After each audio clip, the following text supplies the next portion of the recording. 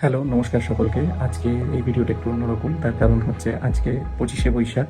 শুধু ২৫শে বৈশাখই নয়, আজকে ওয়েস্ট বেঙ্গলের বাঙালিদের সারাক্ষণ সকল টিভি খুলে বসে থাকার মতো একটা দিন ছিল। তার কারণ আজকে ওয়েস্ট বেঙ্গলের দীর্ঘ প্রতীক্ষিত পরিবর্তনের পর ওয়েস্ট বেঙ্গলের নতুন যে সকল ডাবল ইঞ্জিন গভর্নমেন্ট বা বিজেপি গভর্নমেন্ট, সেই গভর্নমেন্টের শপথ গ্রহণ অনুষ্ঠান ছিল। প্রধানমন্ত্রী থেকে শুরু করে প্রচুর হেভিওয়েট সারা ভারতের নেতা এবং মুখ্যমন্ত্রীরা এসেছিলেন। তো জেনারেলি জনতা বাঙালির যা নেচার, তাতে বাঙালি আশা করেছিল সারা দিন ধরে ক্রিকেট প্যারেড গ্রাউন্ডে একটা অনুষ্ঠান হবে, অনেক কিছু হবে এবং সেই অনুষ্ঠানে তারা সারা দিন টিভি খুলে বসে থাকবে, এনগেজ থাকবে।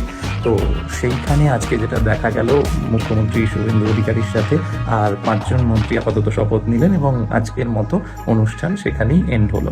তো এর পেছনে বিজেপির রাজনৈতিক স্ট্র্যাটেজি অবশ্যই নিশ্চয়ই কিছু আছে, বা সেটা তারা তাদের মতো জানে। আমি সে ব্যাপারে কোনো জানিও না বা মন্তব্যও করবো না।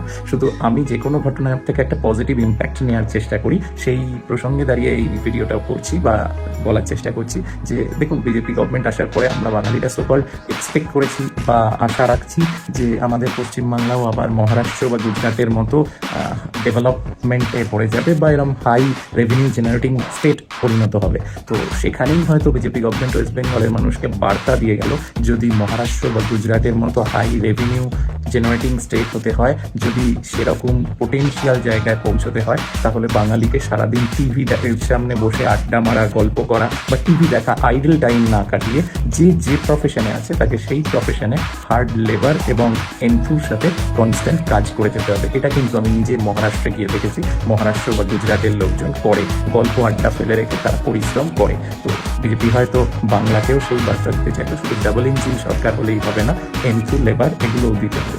আশা করি সবাই ভালো থাকবেন। নমস্কার।